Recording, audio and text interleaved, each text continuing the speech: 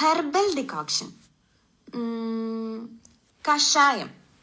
Skin കെയറിന്റെ ഭാഗമായിട്ട് രക്തശുദ്ധിയൊക്കെ aim ചെയ്തിട്ടുള്ള ഒരു കഷായം ഉണ്ടാക്കാനുള്ള പ്ലാനിലായിരുന്നു.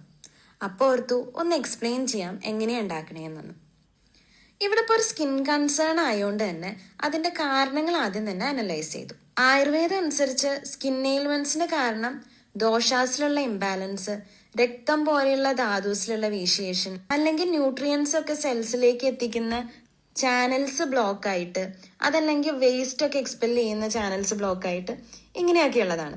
ബേസിക്കലി എല്ലാത്തിൻ്റെയും റൂട്ട് കോസ് ഇംപ്രോപ്പർ ഡൈജഷൻ, അതായത് ഗട്ട് ഹെൽത്ത് ഇംപ്രൂവ്ഡ് ആണ്. അപ്പൊ നമ്മൾ എടുക്കുന്ന ഇൻഗ്രീഡിയൻസ് ഒക്കെ ബ്ലഡ് പ്യൂരിഫൈ ചെയ്യാനും ഡൈജഷൻ പ്രോപ്പർ ആക്കാനും ഈ ദോഷാസിലുള്ള ബാലൻസ് റെഡിയാക്കാനും ഉള്ള ഇൻഗ്രീഡിയൻസ് ആയിരിക്കും.